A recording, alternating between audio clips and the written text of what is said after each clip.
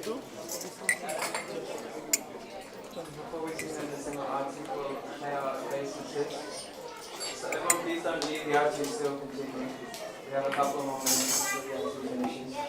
We'll pay our obeisances now, so if there's room on the floor, you can pay your obeisances, so just fold your hands into now. And when I say ki, you say jai. So we'll say a few words and then you say jai in glorification.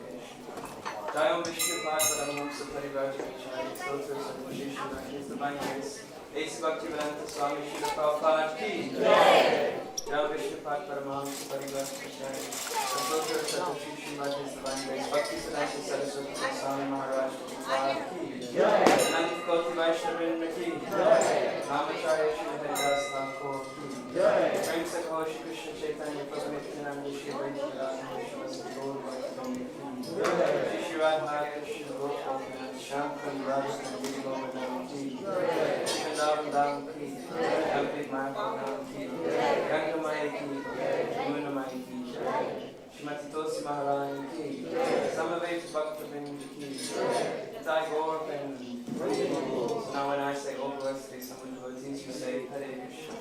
All glories to some of the devotees. All glories to some of the devotees. All glories to some of the devotees. All glories to the feet of Shri Guru and Shri Gauranga. So now after the Sumadev prayers, so please remain seated and we'll finish in a couple of minutes when ourselves Mahaprasad and Mahaprasad.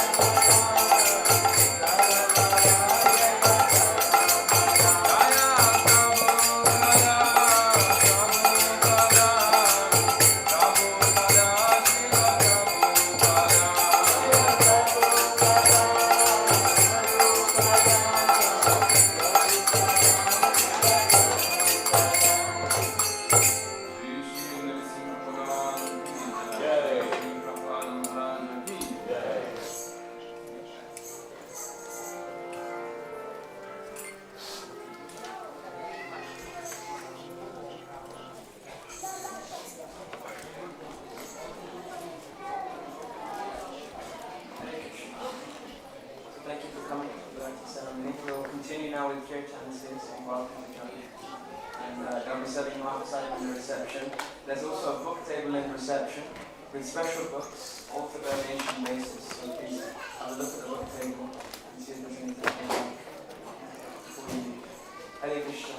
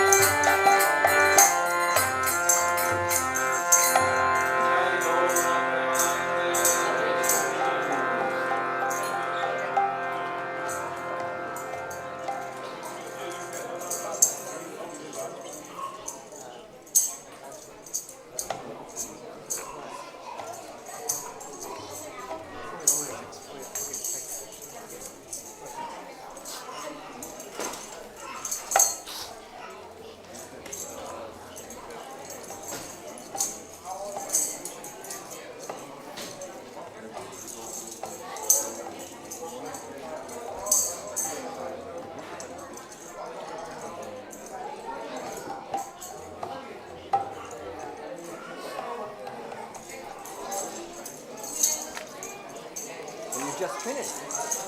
Yeah. No more? Huh? Oh, yeah, good. No, I didn't want that. Maybe more.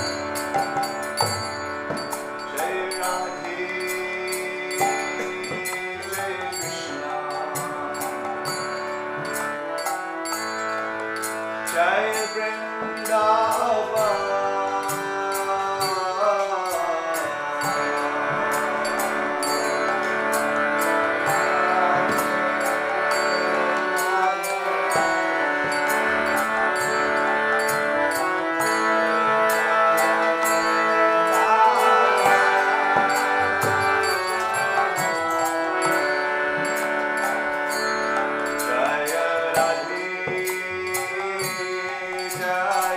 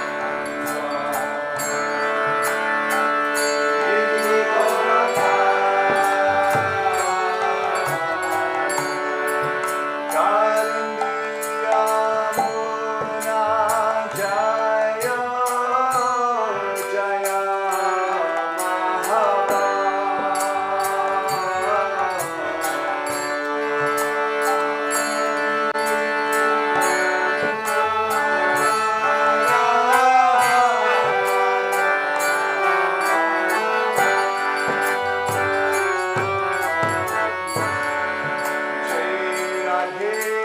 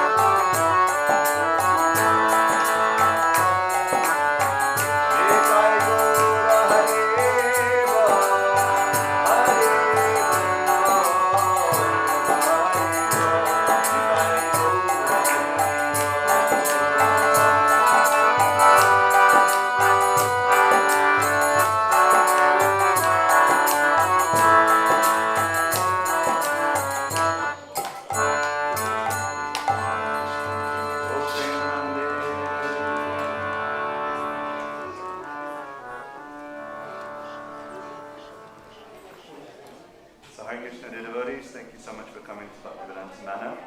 If you're visiting here from far away, then please do stay as long as possible. You never know how long you can be in a fortunate position to be before the beautiful deities. I think it's always fitting when we have kirtan to also have a little bit of some Harinam Katha, something about the holy name, something about their lordships. So I think many of us are accustomed to coming to the temple. We're used to coming in the temple environment. But sometimes, especially when we are not so well versed with the sastra, when we're not familiar with what our scripture says, it can be a little bit like automatic mode. You know, we come to the temple, we clap, clap, clap, we see the community, we eat, we bow down, and then, what did you do at the temple? It's nice, but, you know, it's one of those things I'll forget very soon. So how can we make this experience come alive? Well, the answer is that if we can try to see this opportunity as a moment to connect with God, a moment to connect with Krishna. Krishna is known as being accessible to one who chants the Lord's name. Krishna becomes purchased by that person. And so that's why, you know, the Hare Krishna movement is all about chanting the name of Krishna. That when we come together in the temple room, if we chant the name of the Lord, then it's very quickly possible that we come in contact with Krishna. You may not believe it. You know, when someone asks, have you seen Krishna? No. But he's right there. No, but that's just stone, you know, I haven't seen Krishna.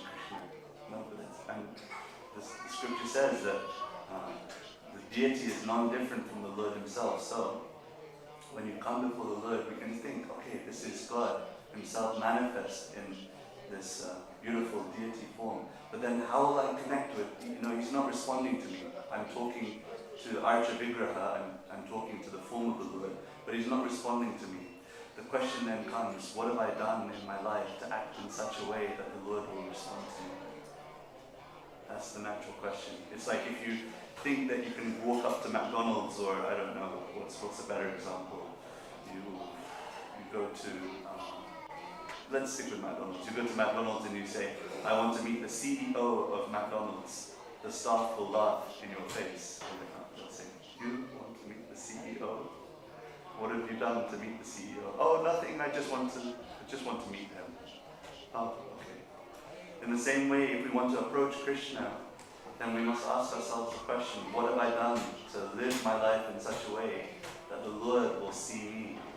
What have I done in my life to act in such a way that Krishna will hear me? And so there's a few things that are prescribed in our scripture, that in the Bhagavad Gita, in the Srimad Bhagavatam, in the Chaitanya Charitamrita, that if we try and practice every day, we will find that very quickly we will come in contact with Krishna. Even me, who is not in dhoti and not wearing tilak, even someone foolish like me can come in contact with Krishna.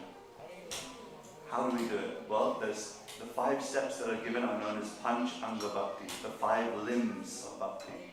And they consist of sadhu sangha,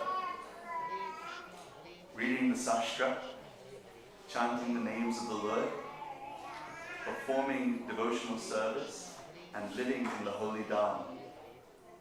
Worshipping the deity and living in the holy Dham. These are the 5 limbs of bhakti. So sometimes we think, okay, I'm not at the perfect stage. I can't give up all the things in my life that I like to do. I can't give up the Friday night party. Ooh. I can't give up my desire for drinking Kingfisher. I can't give up my... That's, Krishna says, don't worry about giving up so far. Just try to add these things in whatever moderate way you can. Srila Prabhupada was very kind. He just said, just add whatever you can. So a little bit of sadhu sangha. Yeah, it's open, no problem.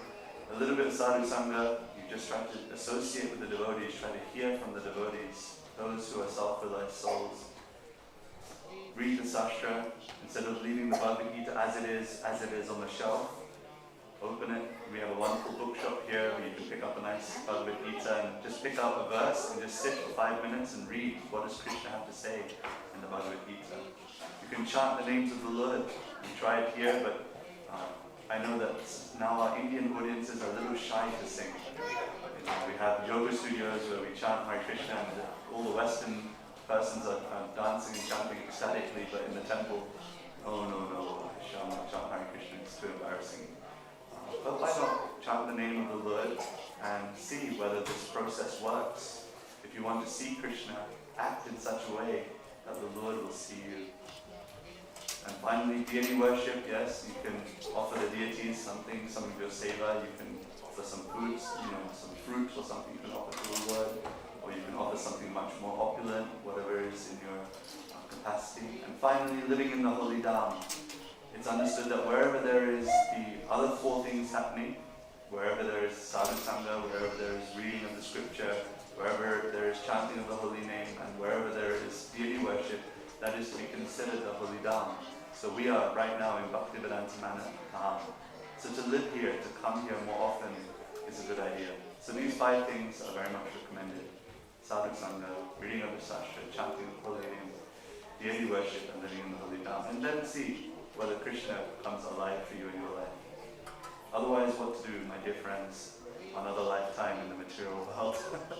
So let's try this 5-step process, and don't be shy about it. Don't be afraid to try to go all the way to develop a relationship with Krishna, because he's waiting. He's very much waiting for your endeavor, your sincere endeavor to connect with him.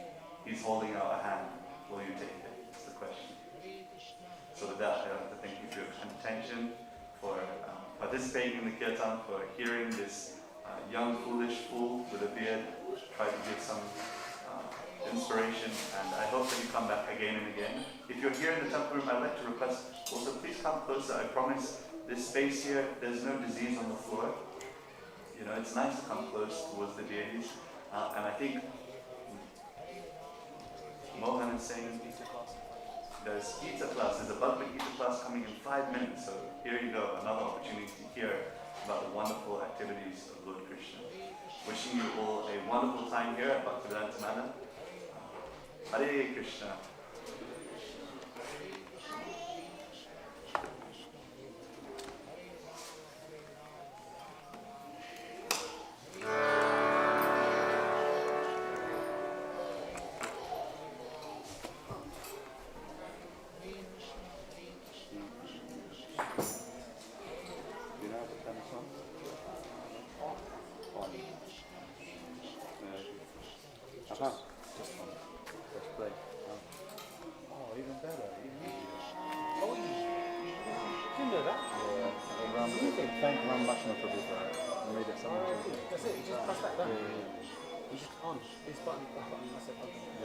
These are not so much needed anymore, it's just all this now.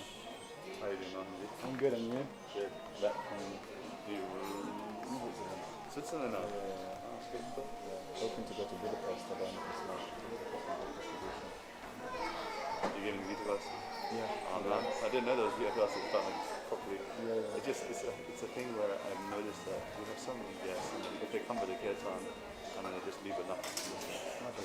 So please Me forgive and me if I was Gregor. out of my place to say something. No, it was really nice. I really appreciate it. No, it was really nice. 5 minutes. Thank you. Very good. Very good.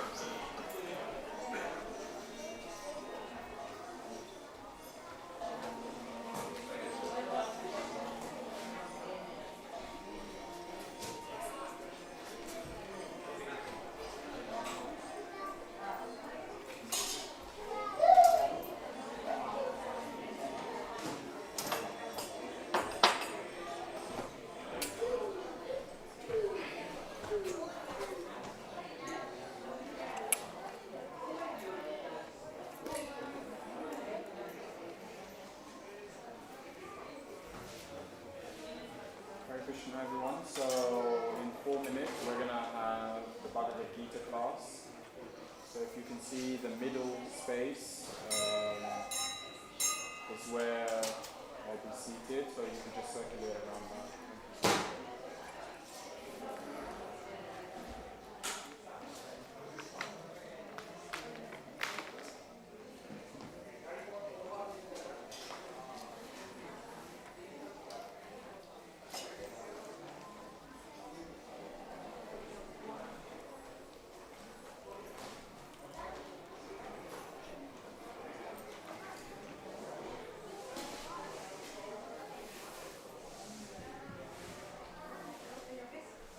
Thank you.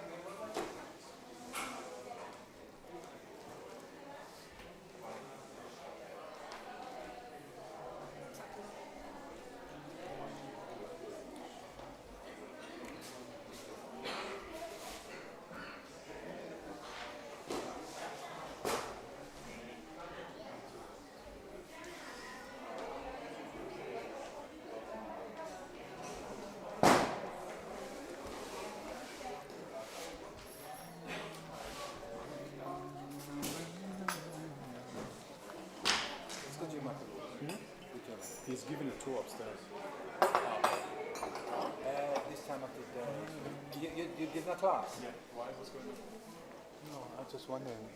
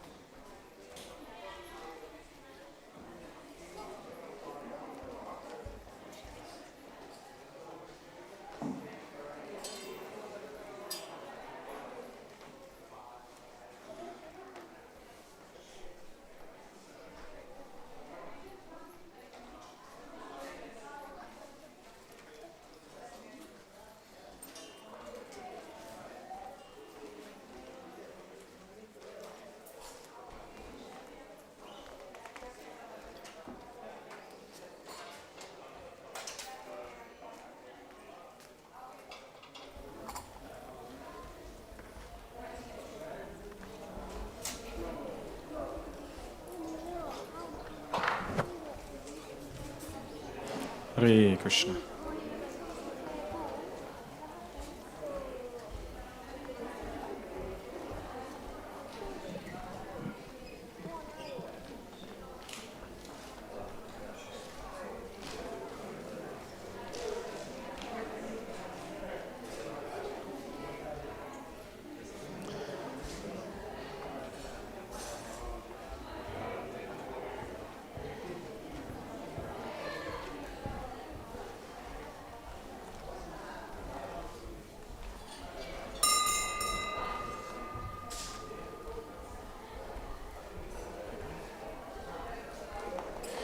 Jaya Radha Madhava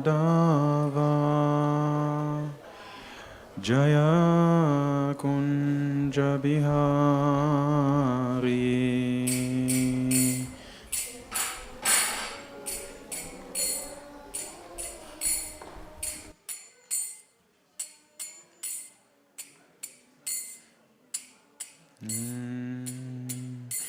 Jaya Gopi Jana Vallabha Girivana Dari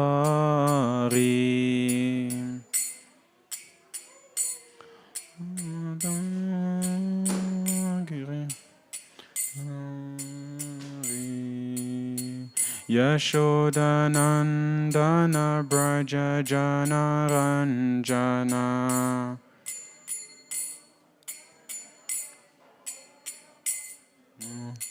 Yamunatira Vanachari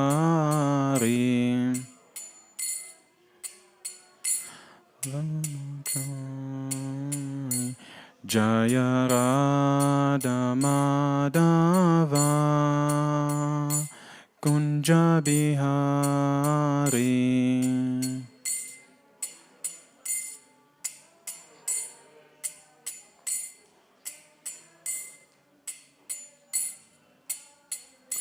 Jaya Gopi Jana Vallabha Girivanadari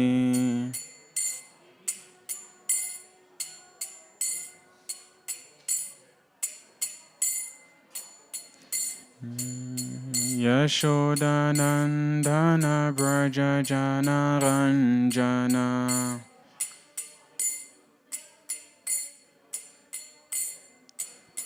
Yamunatira Vanachari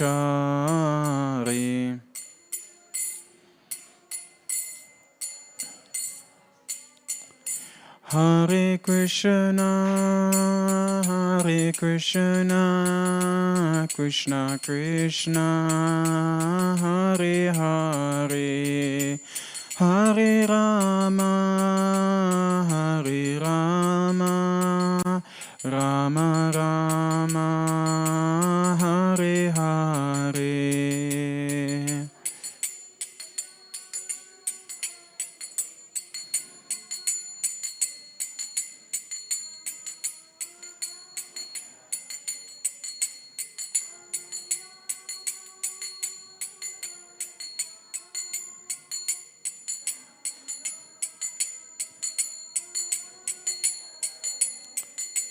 Hare Krishna,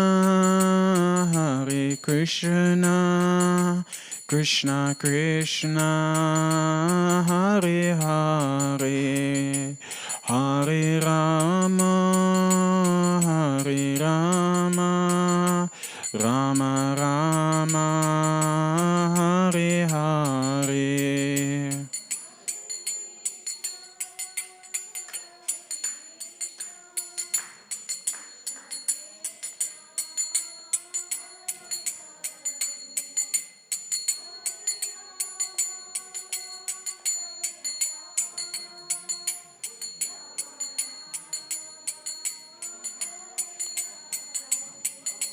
Jaya Radha Gokulananda, Radha Gokulananda, Radha Gokulananda, Shri Radhe.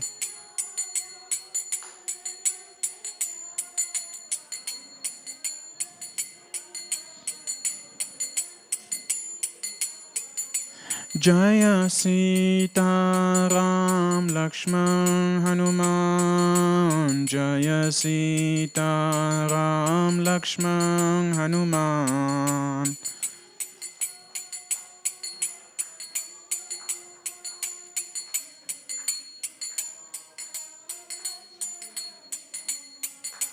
Jaya Gauranitai Gauranitai Gauranitai, Jaya Gauranitai.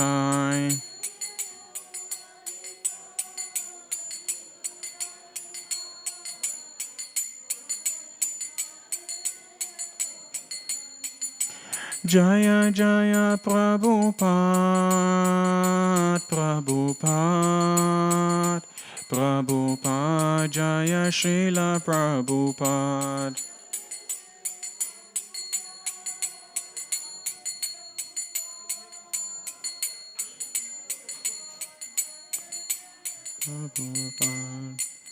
Shri Shri Radha Gokulananda ki, Shri Shri Sitaram Lakshman Hanuman ki, Shri Shri Gauranitai ki.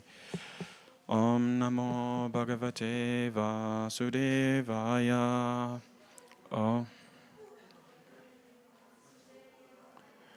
Om Namo Bhagavate Vasudevaya. Om Namo Bhagavate Vasudevaya.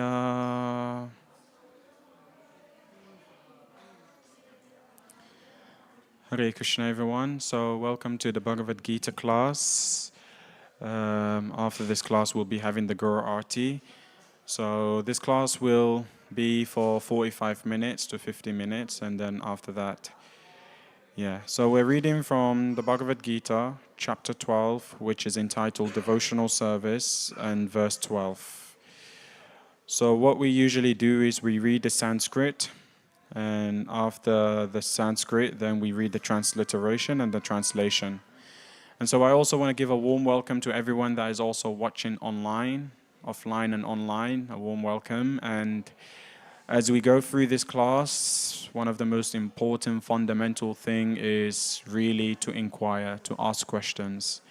The way in which we learn is when we hear and we inquire. So if you have any question, put it down on a note or type it on YouTube, or for those that are here, you can use your phone or you can use your notepad, whatever you have, and we can have a little bit of discussion later on. Is that all okay with everyone? Are you all with me? Okay, fantastic. So, once again, we're going to read from chapter 12, verse 12, in Sanskrit, beginning in Sanskrit. Just bear with me for a moment. Shrayo he jnanam abhyasaj. So, for every one of you, either you can take your phone out and then just write the Bhagavad Gita, or you can search it up on the database or online. And it is really, really important. Shravanam and Kirtanam means that we hear and we repeat, we speak.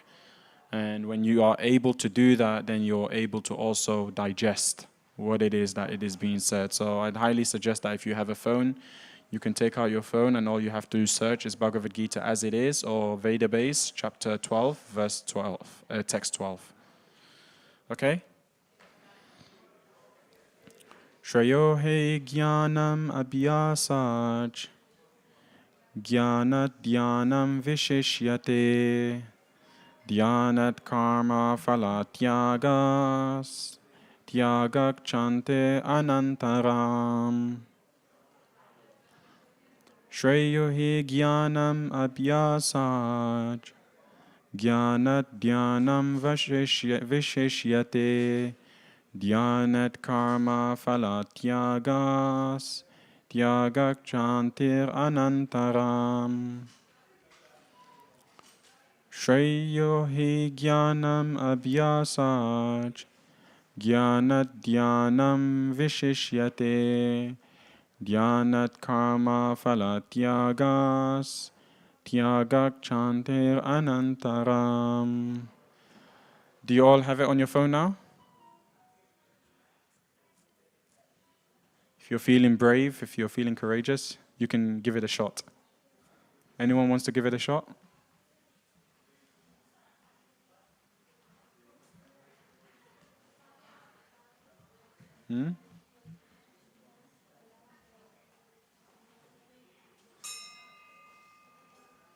Okay, so we'll read the transliteration then. So this time you'll definitely have to repeat after me. Shreya, better. He, certainly. Jnanam, knowledge.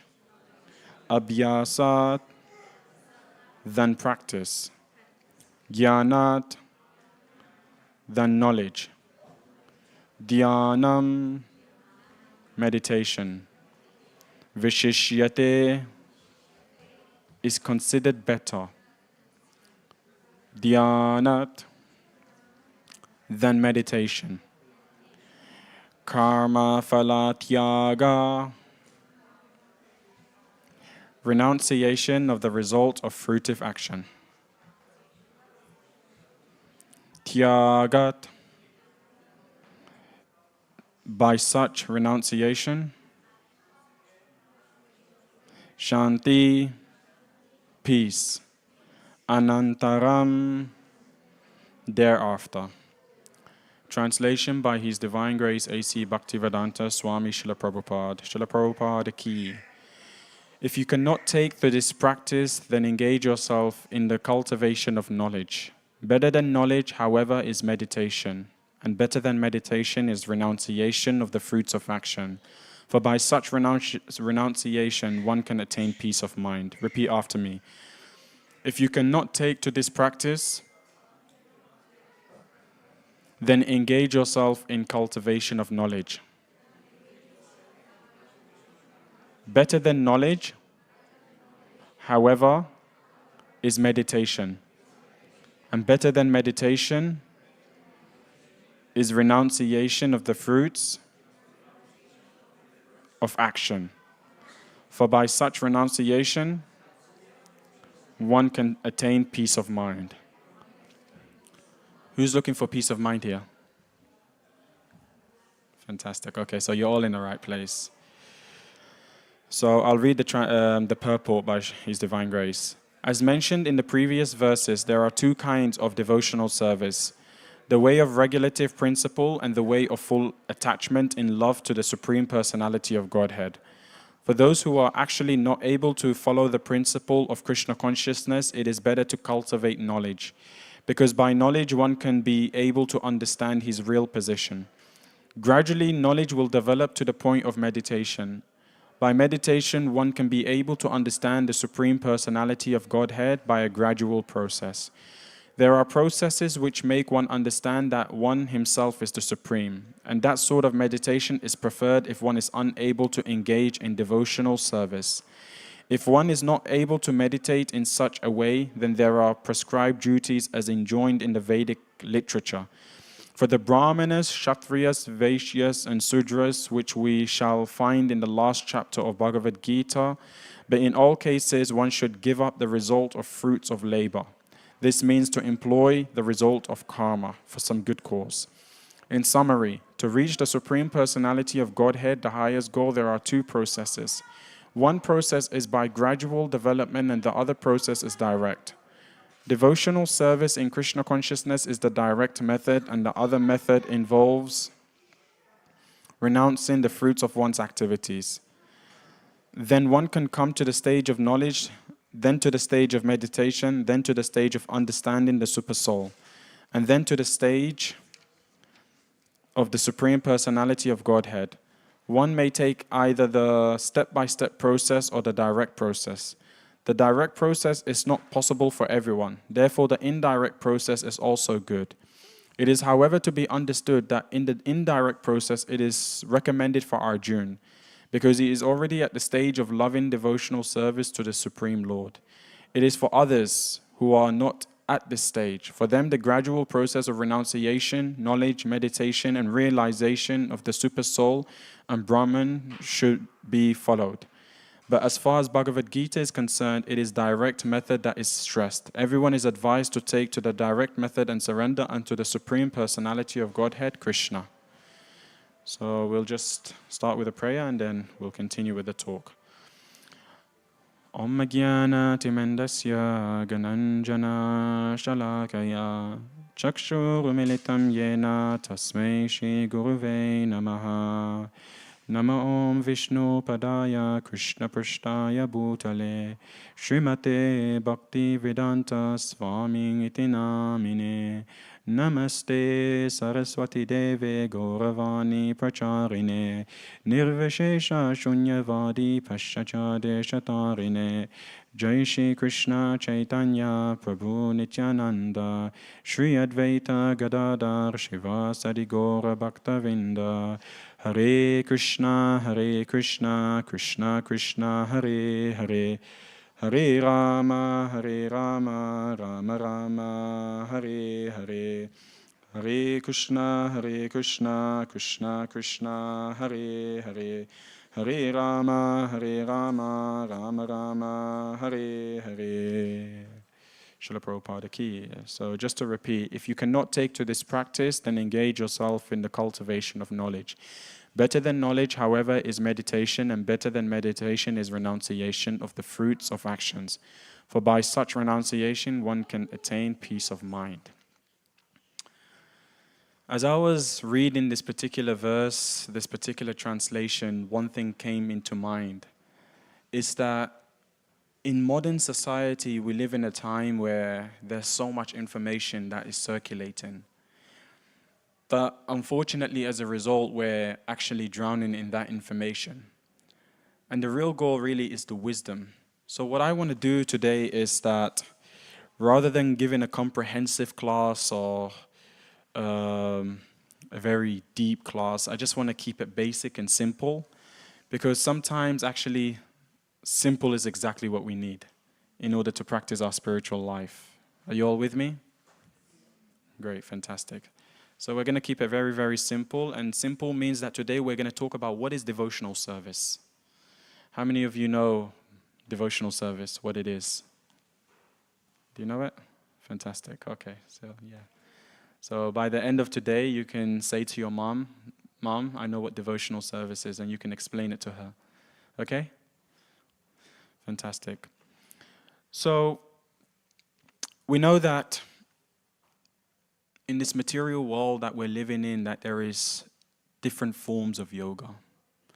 We know that there is different form of process that many wide variety of people practice in order to achieve or attain liberation or self-realization. And I'll name some few. We know that there is things as such: karma yoga, jnana yoga, hatha yoga, bhakti yoga. There's a wide range variety of yoga. Unfortunately, the problem in our society, you may have noticed, is that many people, when they come into spiritual life and they practice these different forms of yogas, is because they want to achieve peace, they want to achieve relief from their distress, a healthy body, a healthy mind. Actually, Krishna says in the Bhagavad Gita that there are 4 types of people that come to me. Those that are seeking for wealth, those that are seeking relief from distress, those that are seeking for knowledge, and those that are seeking for the absolute truth. So Krishna himself clearly also states that in the Bhagavad Gita. So the challenge, really, the problem is that we're searching for a permanent solution in an impermanent world. Like, how long can you keep your body young? How long can you keep the mind sane? How long can you remain youthful? Right now you're a child, and as you grow older and older, you'll see and you'll notice that there's changes. Changes to the face, changes to the health, changes to the body. So these are things that we must all experience, from boyhood to an adult to old age, and then eventually we dwindle. So that is not the goal of yoga. What does the word yoga actually mean? Do any of you know?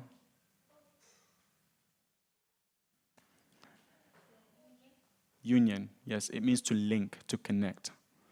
So we're seeking for an eternal happiness in a material world that is designated and designed to remind us that we don't belong here.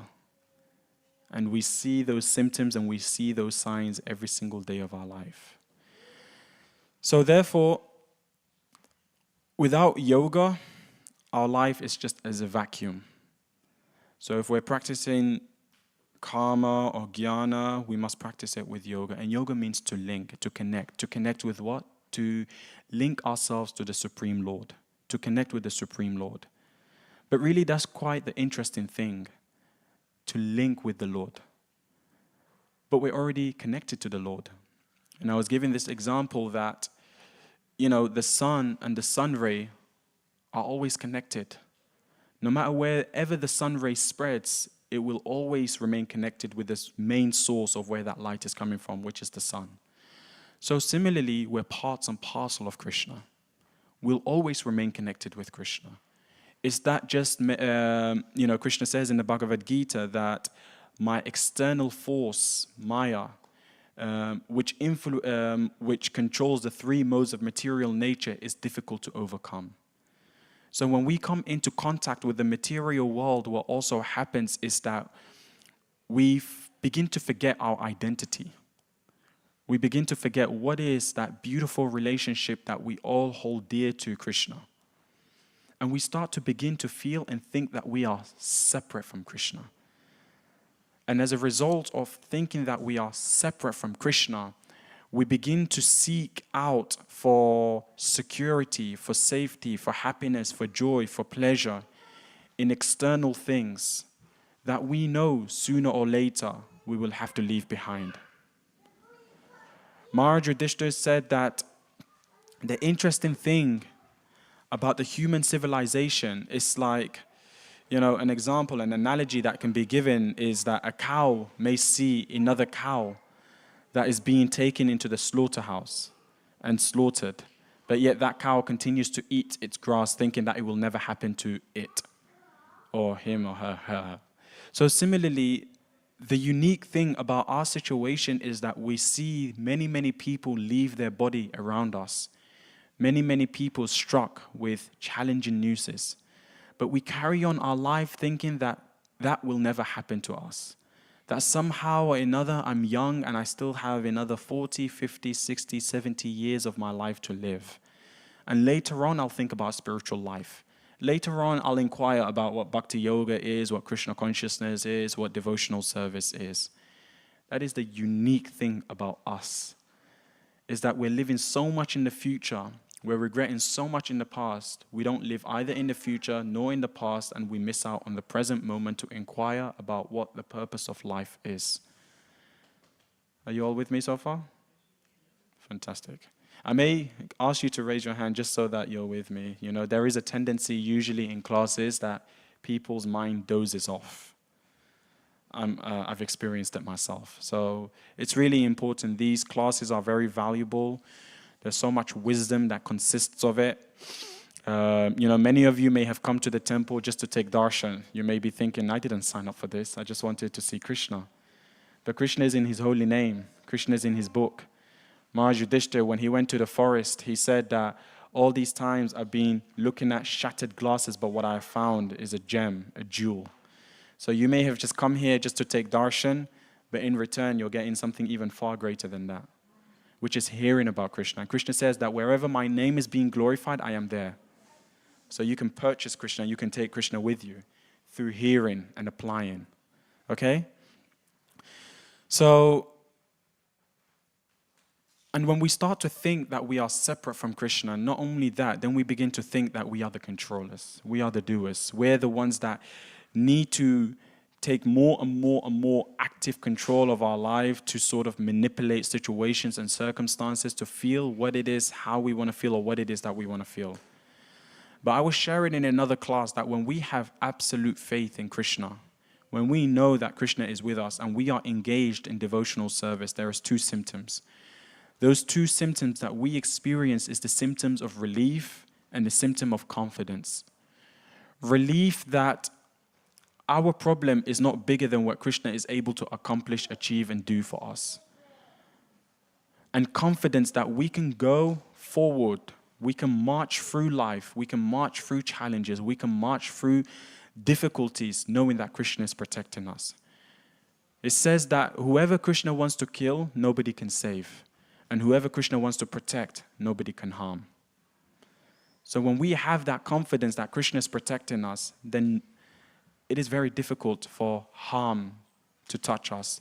So then one may inquire, then what about all those devotees that suffer? What about those devotees that have gone through challenges and difficulties? What Krishna is really, what the most fundamental and important thing is, because whether you're saved now or you're saved later, eventually the body must dwindle. So when Krishna talks about protection, the ultimate, the absolute protection, which we must take into consideration, is the protection of our spiritual life. Because the soul is eternal. The soul is in a unique journey. This body we have access to for a short period of time, but eventually we must learn to let go of it, just as we must learn to let go of everything else. But the soul, our activities, what we engage in, these are impression, these are things that remains with us, life after life after life, until we can eventually come back to Krishna. So the irony of our society, I really love this quote, is that people spend money they don't have on things they don't need to please people that they don't know. How many of you have experienced that? Yes, every one of us. I've done it many, many times. And so this is what it is that, my mentor told me that when you engage in devotional service, when you absorb yourself in Krishna, what eventually you realize is that you don't have to do anything grand to realize and to recognize that Krishna loves you as you are. That's amazing, isn't it? We spend so many years, so many decades of our life trying to prove to Krishna, trying to prove to the Vaishnavas, trying to prove to people around us that I can be something, that I can accomplish something, that I can do something. But Krishna's saying that, look, you are part and parcel of me. I love you just as you are. Just engage yourself in service, that's it. Whether that service may, in your eyes, seem something insignificant and small, or it may seem something grand and big, in the eyes of Krishna, service is service and service is absolute. Are you following? So it is only us, our cause of anxiety, our cause of distress, our cause of criticism, comparison, competitiveness, that we compare, we start to believe and think that this service is greater, that service is smaller, this will attract Krishna more, this is not going to attract Krishna. But Bhaktisiddhanta Saraswati Thakur says that don't try and see Krishna, but act in a way that Krishna sees you. And how do we act in a way that Krishna sees us is through our motive. Our motive in why we are doing what we're doing. It's not what you do, but the motivation behind what it is that you're doing, the intention. That is what purchases Krishna. Whether we're doing something out of love or we're doing something out of trying to prove something. So similarly, once my mentor told me that many people come to spiritual life. And after some while, the interesting thing is that in that spiritual life, when we engage in particular services, we start to realize, recognize, and notice that comes with it material benefits. So you may be a good speaker, and then people come to you. It's like, wow, you're such a wonderful speaker. Or you're a kirtanir. It's like, oh, you're beautiful. Your voice is so beautiful. Or you make garland. It's like, oh, you're so skillful at that. You've experienced that, right? People sometimes praise you for the things that you're good at, and we can take that with humility, or we can try and own that ability, thinking that it comes from us. What does Krishna say in the Bhagavad Gita? Krishna says in the Bhagavad Gita that I am the ability in man. That I am in the heart of all living entities. Whatever unique trait that you think you possess, whatever unique ability that you think you possess, whatever accomplishments you think that you've made, you would not have made it without the will of Krishna. Not a blade of grass moves without the sanction of the Lord. So therefore, when we don't take those glorifications with a pinch of humility, and we try and enjoy the results of our activities, over time what we realize is that we've become imprisoned in those enjoyments. It's quite interesting. In the Bhagavad Gita, it actually mentions how what can feel and seem nectarian in the beginning becomes poisonous in the end. And we've seen that. We've seen that time after time in our society. We've seen people who have such wonderful gifts, such wonderful abilities. They've accomplished such wonderful things, but yet they're not happy. You see, devotional service works in two ways: the giver and the receiver, both satisfied. But how can both the giver and the receiver be satisfied? Is that when that service is engaged in the service of the Lord. When we are doing what we're doing, not to try and please someone, but to try and please the Lord. When you water the root, everything else becomes nourished. But when you try and just try and water the branch or the leaves or what so on, what happens is that the root becomes dehydrated and dies, dwindles. So devotional service works in two ways.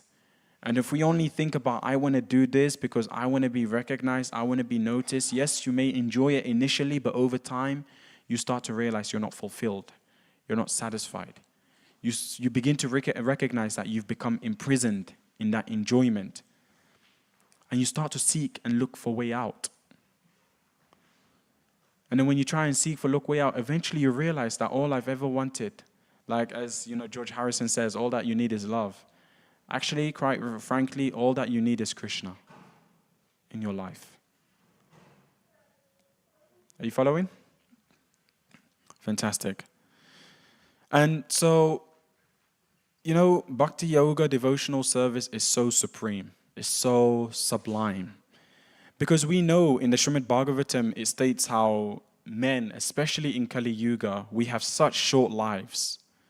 We have the propensity to quarrel. We're lazy. Right nowadays we have gadgets like phones, laptops, all these wide range of, like I said, gadgets that we can access to search up the Bhagavad Gita, the Srimad Bhagavatam, the Chaitanya Charitamrita, to find out more about Krishna. So, like, we are souls, we just get obsessed with things that are man-made. Yes, precisely. And I was going to say something about that. Martin Luther King says that, we have misguided men, but we have guided missiles. Have you ever heard that? Yeah. So this is what it is that we have all these tools, we have all these gadgets, we have all these wide range, variety of things that we can utilize to find out more about Krishna. Shri Radha Gokulananda ki, Shri Sitaram, Lakshman, Hanuman ki, Shri Gauranitai ki, Srila Prabhupada ki. So we have all these gadgets, we have all these tools that we can utilize to find out more about what devotional service is, to find out more about who Krishna is, to find out more about who we are, why we're here, and I'll get to that. But instead we utilize it for other purposes, other reasons, and other gains. So the Srimad Bhagavatam says that we have short life, we have the propensity to quarrel, we get argumentative over small things. Sometimes in our relationship, someone may say something that we disagree with, and we get very argumentative, and as a result of it, we get distracted. But the most important thing is that, you lose focus of the prize of what life is all about when you get distracted by the things around you that doesn't require focus and attention. Focus and attention is such an important thing that must be directed towards the direction of who am I, why am I here, what is my relationship with Krishna, and how can I achieve, how can I re-establish that relationship, how can I achieve Krishna Prem, how can I achieve love of Krishna. Would it be considered selfish if you take care of yourself to maintain your mental peace? And focusing on the right thing rather than losing your focus to the things you're talking about, like arguments or any other. Yeah. Fantastic question. So is it selfish to think about oneself first? No, because Srila Prabhupada says that one of the most first important thing that we must take into consideration is our health. First comes health, then comes our spiritual practice, then comes our service. Without health, without a peace of mind, it's very difficult to focus on chanting, on reading, on being engaged in service. So yes, you must do what is required in moderation to maintain and sustain the body. Because the body is a vehicle. Like, let me give you quite a simple analogy. Imagine you get in a car and the car is torn out, broken down. Can you get to your destination? No. You can't drive to your destination. So similarly, the body is described as a vehicle. And that vehicle must be looked after. So that means in terms of how you eat, in terms of what you absorb your consciousness in terms of your relationships, in terms of all these aspects. You must have a balance. Actually it says in the Nectar of Instruction also, that one must be moderate in sleeping, in eating, in recreation, in everything. And once you can be moderate and you can have a sane and healthy mind, because we live in an insane world. We live in quite an insane world, and insanity has become a very normal thing. You know, we walk down the street and we see people that are crazy. And crazy doesn't necessarily mean that they're showing external symptoms of craziness. It means that we have become so desensitized and normalized about the catastrophe of what is happening around us. But actually, all these material crises that we see comes from a lack of spiritual connection. That's the insanity. So we must have a healthy moderation of things in our life. Is that okay? So, yeah, and like I was saying, above all, we're disturbed. Above all, the most saddest thing about in Kali Yuga is man is disturbed. We get disturbed and we get oversensitive in many small things. So therefore, Srila Prabhupada has given us the Bhagavatam.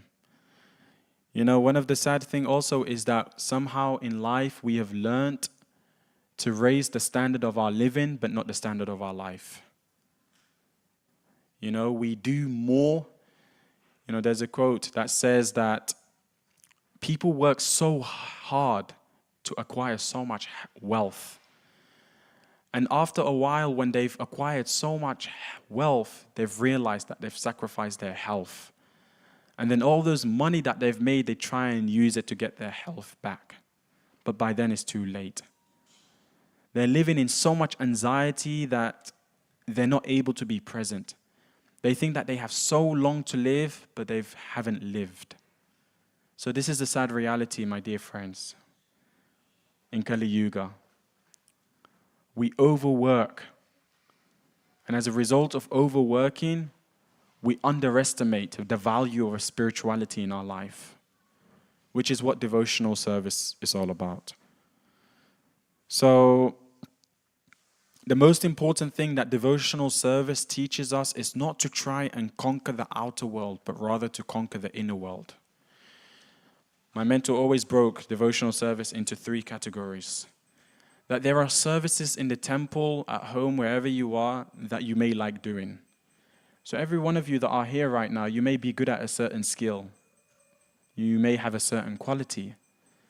So the question is, how can I engage that skill? How can I engage that quality in service of the Lord?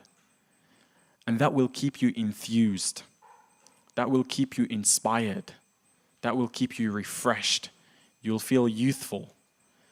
But other than services that you like to do, because if we just continue doing what it is that we like to do, how can we expect to develop humility? How can we expect to be humbled? So to balance and to wait things out, not only do we do services that we like to do, services that we're good at, but also services that needs to be done. What are the things in your life that requires to be done? And how can you dovetail that for Krishna? It's not that, I need to do this. I don't want to do it, but I need to do it. Because, again, like I said, it's not the activity, but the intention and the motivation behind the activity. You know, they say that you don't get in life what you want, or you don't get in life what it is that you try and work hard for. You actually attract in life what you believe. So if you're doing a particular service and your belief is like, I don't really want to do this, I'm better than this and stuff like that, then there's hardly much you're going to get out of that. But if you do a service and in your intention, in your heart, in your desire, it's like, I want to do this for Krishna. I want to do this to please Krishna. I want to do this because Srila Prabhupada has spent a huge proportion of his life to come and to give to Srimad Bhagavatam, to give the Bhagavad Gita, so I want to give back. Then you will develop saintly qualities.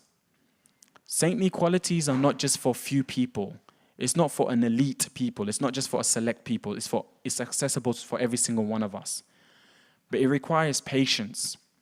It requires practice. It requires austerity, tapasya. So therefore, other than doing services that we need to do, then there's services that are urgent. Sometimes Krishna may send in our life an opportunity where we are required to subside what it is that we think we're good at, we're not good at, what we want to do, we don't want to do, and we just need to get involved. It's like seeing someone that you love so dearly drowning in the ocean. Do you think about whether you're good at swimming or not? No. The immediate thought is, I need to do something, I need to find a way to save that person. So also in devotional service, when you want to serve Krishna as badly as you want to breathe, then what it is that that's another way of developing saintly qualities. That's another way of experiencing the transformation of heart, the transformation of character that cannot be cheated. Transformation of character is not something that we can find through years of studying in books. Yes, it helps to have the wisdom, but more importantly than the wisdom is the application. Are you all with me? Perfect. So, therefore, Krishna says, with everything, actually even more important than that, Maharaj Parikshit actually has demonstrated to us what the most important questions in our life should be. The most important questions in life should be, what is the duty of everyone in all circumstances? What is our duty? What is it that we're doing here in the first place? Have you ever thought about that? Have you ever wondered about that? Sometimes our spiritual life can become and seem very mechanical. We take the bus or the car, the train, then we get at Radlet and we come to the temple at Bhaktivedanta Manor, and then yes, we inquire, what time is the arti? 12:30, okay, great. The curtain opens, we take darshan, and then we take a little bit of prasadam, and it's like, okay, Haribol, that's it. And you could be doing that for years and years and years and years and years, and still not even develop a fragment of progress. Because progress doesn't come through a mechanical process. Spirituality, it says it in the name itself. Spirit, rituality. But what it is that we've become the master of rituality, but we've forgotten about the spirit of devotion. We must combine the two. Spirituality. That means whatever ritual that we do, we must add some spirit into it. We must add some enthusiasm, some emotions into it. We can't purchase Krishna robotically. We can't purchase Krishna mechanically. We cannot expect just to come to him and just be like, Krishna, you do what I want. You give me what I want. Yes, Krishna may fulfill your desire, but then you're back to stage one. In the Gita, it says that happiness and distress is like the season of winter and summer. So Krishna may give you what you want, and for a very short period of time, you may be happy. But then later on, you begin to wonder, what's wrong? I've been given what I want. Why am I still distressed? So spirituality. We must combine the two. So what is the duty of all the living entities under all different circumstances? But that's not the most important question. Do you want to know a question that's even more important than that? Another important question is that what is the specific duty of one who is to die? Are you with me? What is the duty? We're all going to die. We're all going to leave our body behind. We're all going to leave our loved ones behind. And this is a topic that makes us uncomfortable. We don't want to think about it. We don't want to worry about it. So we try and distract our mind in different activities. But it's a reality. And if we don't prepare for that reality, then it's going to be difficult when that time comes. So every single one of us are in a very uncomfortable situation. And that uncomfortable situation is birth, death, old age, and disease. We're all going to experience it. So therefore, the most important thing that we should inquire is, what is my duty in this short period of life that I have? What is it I'm supposed to be doing? Subsiding everything else. But actually, Krishna consciousness, Srila Prabhupada, Krishna is even more merciful than us. Krishna's not saying take anything away from your life. If you're a mother, continue being a mother. If you're an employee, continue being an employee. If you're whatever you are, whatever status that you may have, whatever you may think that you are, continue. Don't subtract anything, just add Krishna into your life. That is real renunciation. That is real renunciation. Renunciation isn't that I'm going to pretend to be something that I'm not, or I'm going to try and achieve something I can't. All it is that you just add Krishna into everything that you do and everything that you are. That is the important duty. That is the real duty. That is the real purpose and the real goal of our life. How can we put Krishna at the center of everything that we do? And when we add Krishna, when we put Krishna into the center of everything that we do, then Krishna becomes our friend. And then we realize that Krishna says that I am time. So therefore, even time, we become fearless in the face of time. We become fearless in the face of death. Because we realize that all that is just different manifestation of Krishna. We find comfort in the fact that we're able to embrace all these realities, because at the end of the road is Krishna's waiting for us, ready to embrace us. When we talk about the fear of death, what we're sincerely and what we're really talking about is the fear of the unknown. But when we rely on Krishna, then there's no longer a such concept of unknown. We know what awaits. We have confidence in that. So therefore, the natural conclusion, Krishna says in the Bhagavad Gita, if you become conscious of me, you will pass over all the obstacles of conditioned life by my grace. If, however, you do not work in such consciousness, but act through the false ego, not hearing of me, you will be lost. So again, just to summarize what I've just said, that when we work under Krishna, we're working under his protection. In the Krishna book, it describes and explains that actually none of us are free from the modes of material nature. Prabhupada talks about the concept that the living jiva, the living entity, is looking for independence. But what independence do we have? We're dependent on the planet. We're dependent on the grains. We're dependent on the demigods. We're dependent on so many things. But what if we just gave our life to Krishna? What if we just became completely dependent on Krishna? Then Krishna provides everything. So there's no such thing as this concept of I am independent. We're all under the influence of the modes of material nature. But the way to overcome that is through surrender. Absolute surrender. Complete surrender. Otherwise, there's no such thing as, I'm going to surrender when it's convenient to me. But when it's not convenient to me, I will try and use my own willpower. I will try and use my own ability to get out of my circumstances and situations. In the Krishna book, it describes you're either dancing under the guidance of Maya or you're dancing under the guidance of Krishna. But you have a choice. You have that free will. And that's the beauty of Krishna consciousness. We've all been given that free will. We've been given that choice. We can choose who's under guidance we want to dance.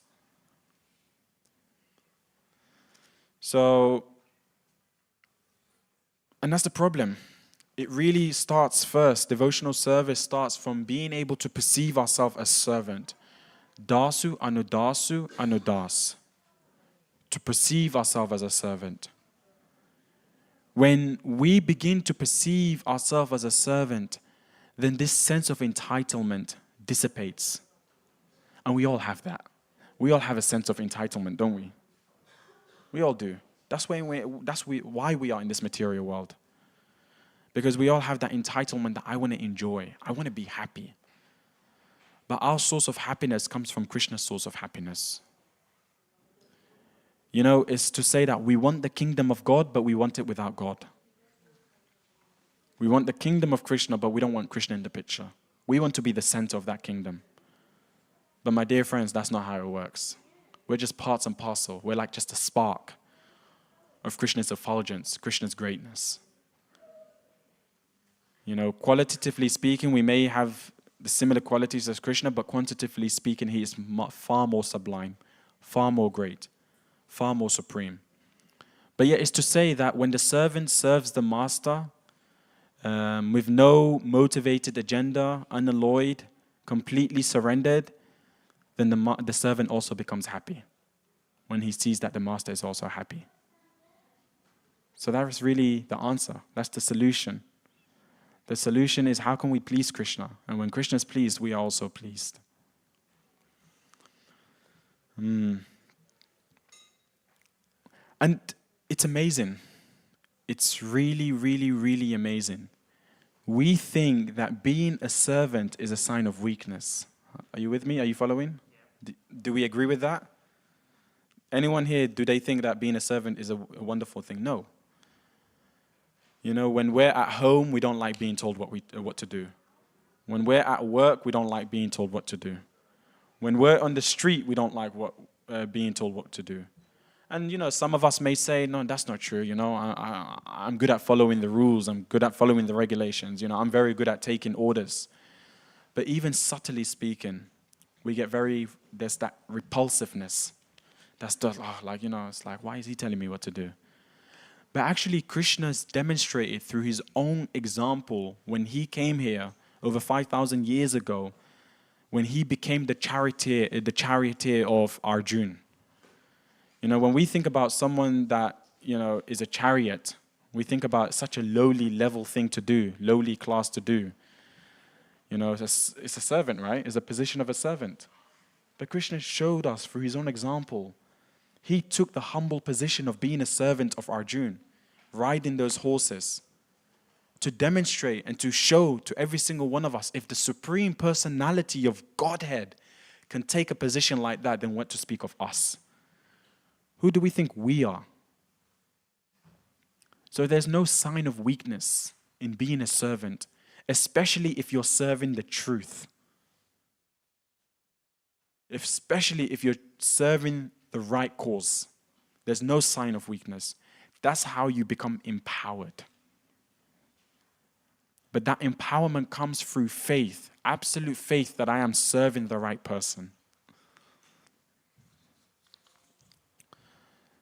And when we have that absolute faith that we're serving the right person, that's how we develop wonderful traits. Srila Prabhupada actually says in the purport of chapter 18, verse 57, that one who acts in devotional service is unaffected by win or loss. We're all affected by win or loss, right? When we win, we're so joyful, we're so joyous. When we lose, we're so depressed. But that's the amazing thing about devotional service. Devotional service doesn't just talk to your senses, it talks to your soul.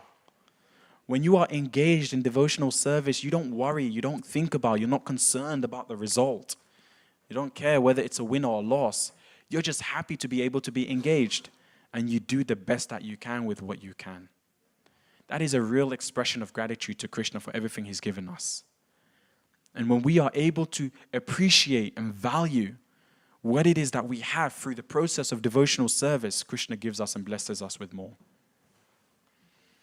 So, the last thing I'll probably leave with, as we're short of time, is that they say that sometimes the path to hell is paved with a good intention.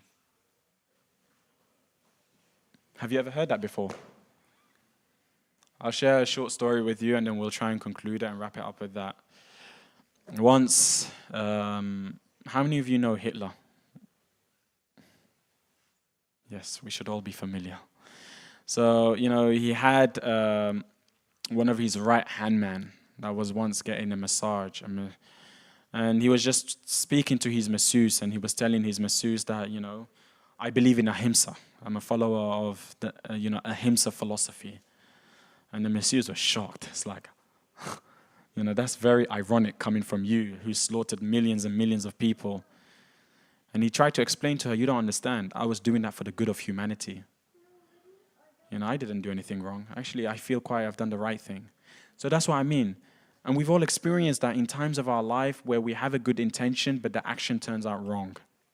As a result, people get hurt. As a result, we become hurt. And then when we are in that sort of stage, in that sort of phase, our faith, our belief starts to sort of dimmer. So therefore, Rupa Goswami talks about the 6 loving exchanges. And one of them is also to be able to reveal one's heart and mind in confidence. So therefore, when we are engaged in devotional service goes far beyond the service that we do for our society, far beyond the service that we do for our family, our friends, our community, our government, and it's a service that we do for Krishna. If we do service for our society, one day they're happy, another day they're not. Government, the same thing. Family, the same thing. It's very difficult to please people nowadays. But Krishna says, offer me a flower, a water, a leaf. Whatever you offer to me, just offer it to me with devotion and I'll accept. That's how simple that Krishna is. He's the Supreme Lord. And yet he's saying, offer me these simple things. Like when we think about a flower, Anyone can, right? Anyone can afford. Anyone can pick up a flower, a leaf. Anyone can pick up a water. That's accessible to every single one of us, regardless of poor or rich. But as long as you offer it with devotion, I'll accept. But that's the catch.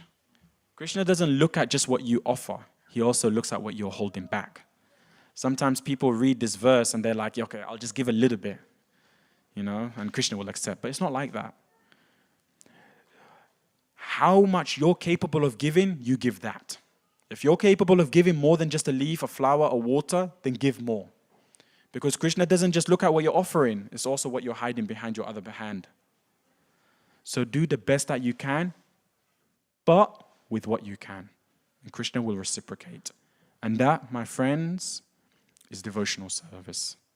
Very easy, very accessible, very applicable, and suitable for everyone's individual needs, circumstances, and situations. And if you can do that, Krishna's pleased. Antaram Srimad Bhagavad Gita ki, Srila Prabhupada ki. So if you have any question, just one question, I'm happy to take that. Otherwise, we have the Guru Aarti in 5 minutes. So when the curtain opens, this is your opportunity. Devotional service can be anything and everything. Singing, dancing, chanting, reading. So as soon as the curtain opens, that's your opportunity to be engaged in service and for all of your senses to be engaged in the service of the Lord. Okay? Jai. So if you have any question, that's great. Otherwise, we can prepare for the Guru Aarti. Did you all learn something and take something? Something practical that you're going to apply in your lives? Promise? Slowly. Perfect. All right, if there's no question, then we can try and set up the room for the Guru Aarti. Thank you all so much. Srila Prabhupada ki. Hare Krishna.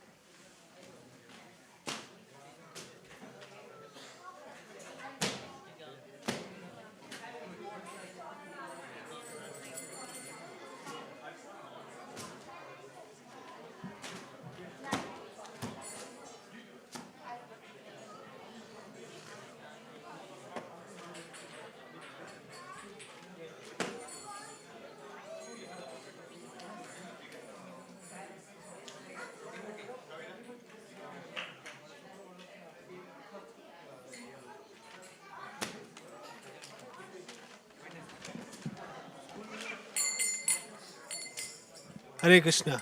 Is it on? Hare Krishna. Hare Krishna. Take it there. There's still a few minutes. Is that okay for you? Perfect. Oh.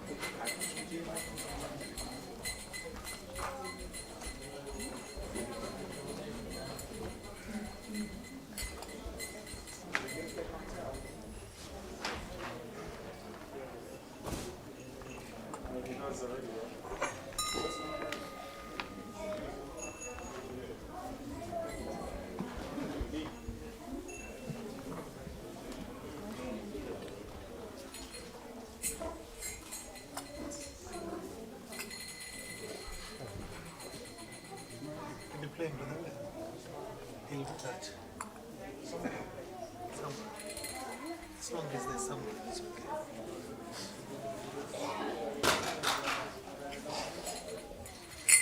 What's your name, Prabhu?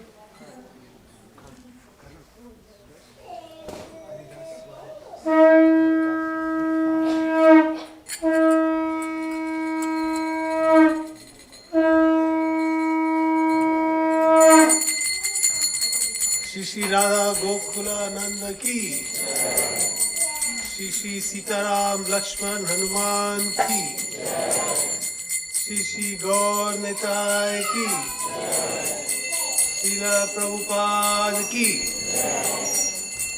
So we'll sing the Gaur Arti now. The words are there on the wall on the right hand side if you like to follow.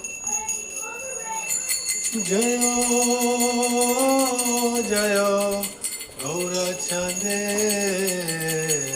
Arati ko shobha. Yeah, you can sing. Jayo, Gaura Chande, Arati ko shobha.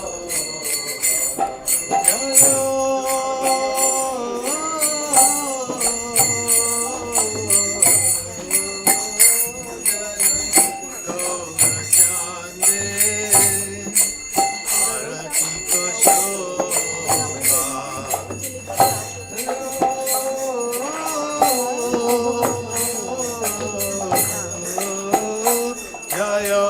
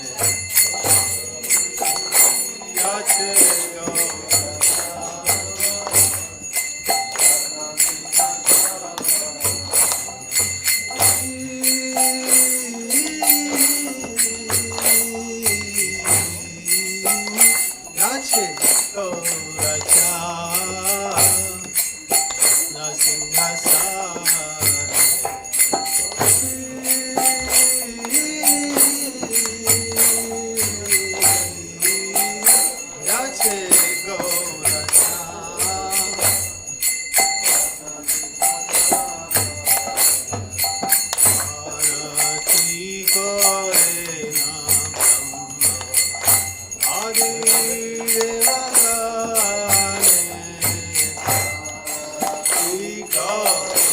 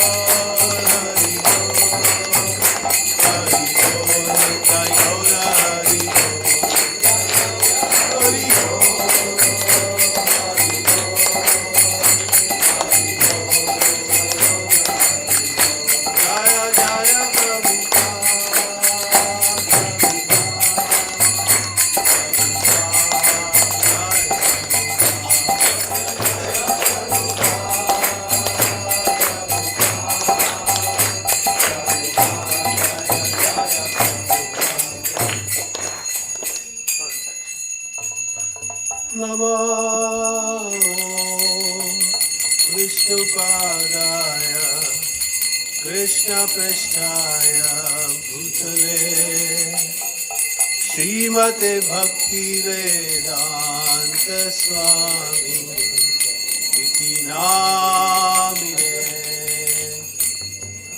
Namah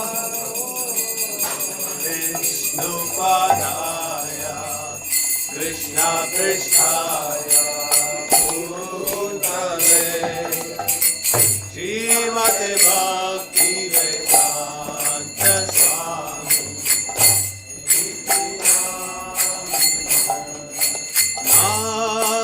Namaste Saraswati Deve Gauravani Pracharine Nirvishesha Shunyavadi Paschatya Deshatarine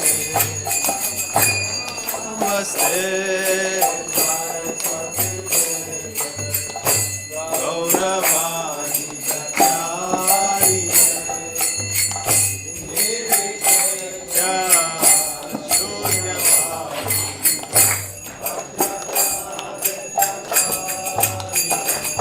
Jai Shri Krishna Chaitanya Prabhu Nityananda Shri Advaita Gadadhara Shivasadi Gaura Bhaktavinda Shri Krishna Chaitanya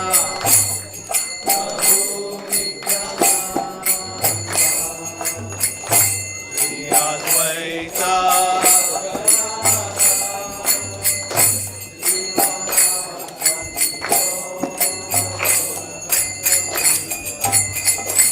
Jaya Shri Krishna Chaitanya Prabhu Nityananda Shri Advaita Gadadhara Shivasadi Gaura Bhaktavinda Shri Krishna Chaitanya Prabhu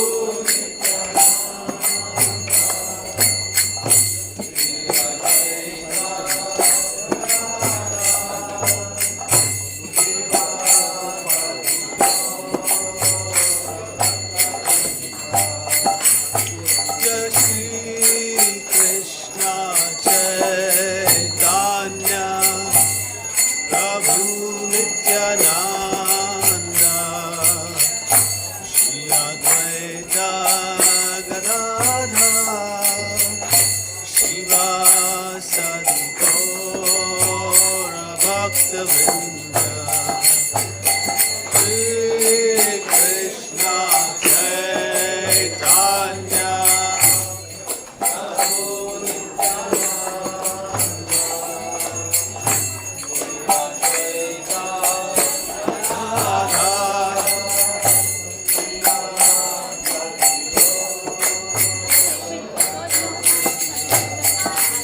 Hare Krishna Krishna Krishna Hare Hare Hare Rama Rama Rama Hare Hare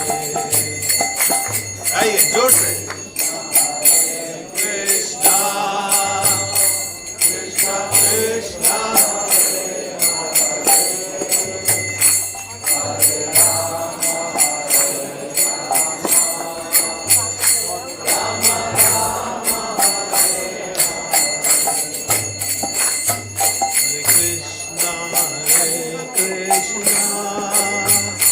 Krishna Krishna Hare Hare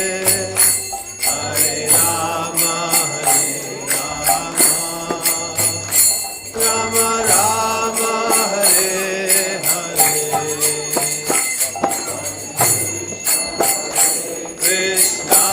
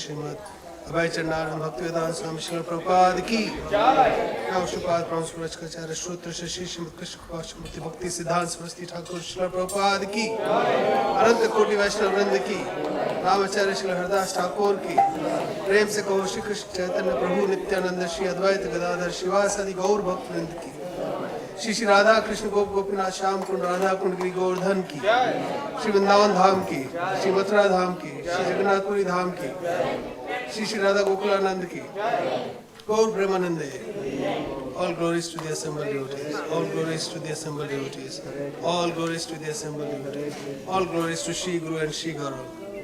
All glories to So if you could all sit down for the Nrsimha prayers, we'll conclude the Aarti ceremony by singing Nrsimha prayer.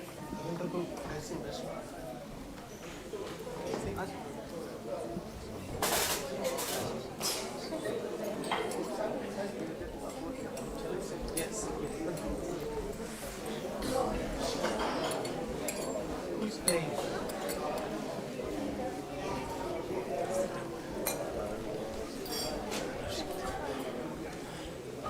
Namaste Narasimhaya.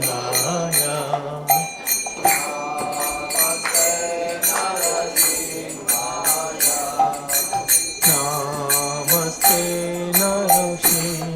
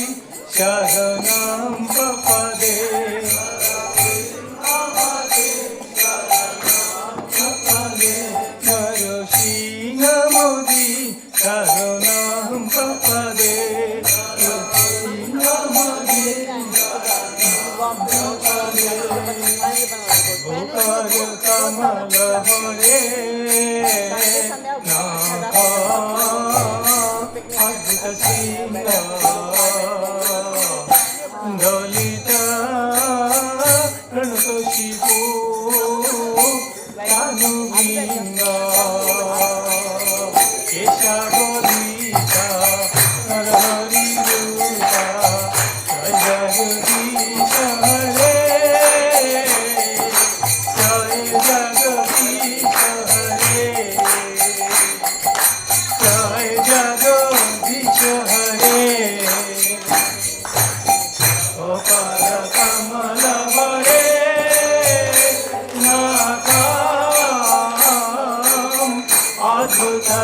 Vinga Lolita Kashipo Kanu Vinga Keshavita Nanayirupa Jai Jagadisha Hare Jai Jagadisha Hare Jai Jagadisha Hare Avokar Kamal Bore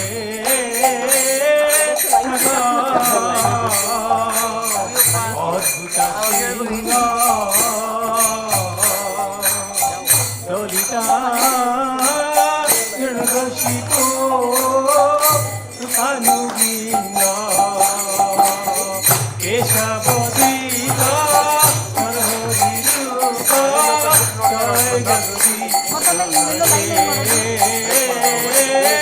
Jai Jagadisha Hare Jai Jagadisha Hare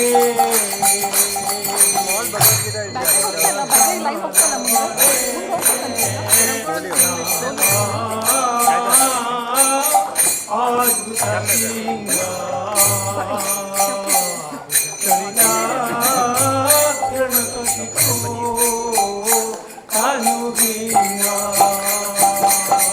Keshavadita Narahirupa Jai Jagadisha Hare Jai Jagadisha Hare Jai Jagadisha Hare Jai Narasingha Narasingha Jai Narasingha